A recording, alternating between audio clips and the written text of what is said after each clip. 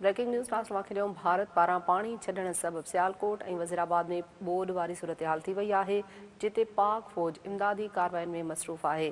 सियालकोट ऐं वज़ीराबाद जी वॾी आबादी मुतासिर थी आहे, जिते फ़ौज पारां रेस्क्यू ऑपरेशन जारी आहे। पाक फ़ौज पारां माण्हुनि खे महफ़ूज़ हंधनि ते मुंतक़िल करे खाद ख़ुराक बि पहुचाई वई आहे।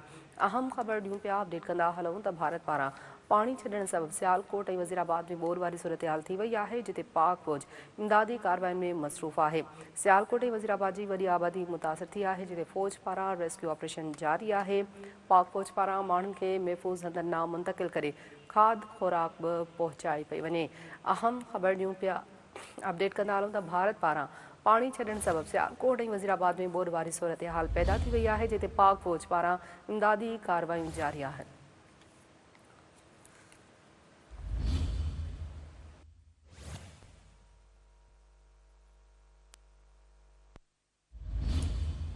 ब्रेकिंग न्यूज़ नासवा सां शेयर करे रहिया आहियूं। अपडेट कंदा हलूं त भारत पारां पाणी छॾण सबबि सियालकोट ऐं वज़ीराबाद में ॿोॾि वारी सूरत हाल थी वई, जिते पाक फ़ौज इमदादी कार्रवाइयुनि में मसरूफ़ आहे। सियालकोट ऐं वज़ीराबाद जी वॾी आबादी मुतासिर थी आहे, जिते फ़ौज पारां रेस्क्यू ऑपरेशन जारी आहे।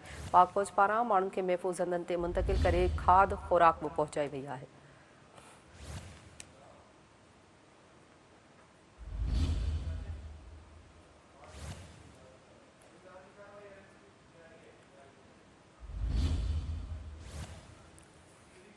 भारत पारां पाणी छॾण सबबि सियालकोट ऐं वज़ीराबाद जी आबादी ॿोॾि में फाथल आहे, जिते पाक फ़ौज पारां इमदादी कार्रवाइयूं जारी आहिनि। तफ़सील मालूम कंदासीं सीनियर तज़ीनेगार सिद्दीक़ साजिद साहब खां। जी सर, क्या तफसीलात हैं इस हवाले से? पाक फ़ौज की इमदादी कार्रवाइयाँ जारी हैं? जी बिल्कुल, अफवाज पाकिस्तान की जो इमदादी कार्रवाइयाँ हैं वो जारी हैं, और इसमें साथ साथ ये भी आपको बता दूं कि ना सिर्फ सियालकोट बल्कि जो दीगर इलाके हैं उनको भी बचाने के लिए पाक फ़ौज की जो इमदादी सरगर्मियाँ हैं उसमें जो उनके जवान और अफसरान वो हिस्सा ले रहे हैं। कसूर में मुतासर इलाकों में सैलाब में गिरे अफराद की महफूज मकामात पर मुंतकली हो रही है। सिविल इंतजामिया के साथ मिलकर 21 rescue and relief camps camp किए गए हैं। कसूर में 72 देहात से लगभग 10,000 अफराद की माल मवेशियों समेत महफूज मकामात पर मुंतकिल फौज की मदद से की गई है, ताकि मुतासिर की जरूरी तिब्बी इमदाद के लिए इकदाम भी उठाए गए हैं। ISPR का ये भी कहना है कि सियालकोट और वज़ीराबाद में भी सैलाबी सूरत हाल के पेश नज़र पाक फौज की इमदादी कार्रवाइयाँ मुसलसल जारी हैं, क्योंकि सियालकोट और वज़ीराबाद की बड़ी आबादी शदीद मुतासर हुई है और मुतासर अफराद की कश्तियों के जरिए महफूज मकामात तक नकल मकानी यकीनी बनाई जा रही है।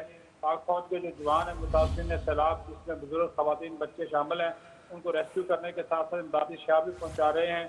जिला इंतजामिया रेस्क्यू 1112 के एहलकार भी रिलीफ ऑपरेशन में हिस्सा ले रहे हैं, और तर्जुमान का कहना है कि मुश्किल की हम इस घड़ी में अफवाज पाकिस्तान के साथ खड़े हैं। जी बहुत शुक्रिया सिद्दीक़ साजिद साहब इस हवाले से आगाह करने के लिए।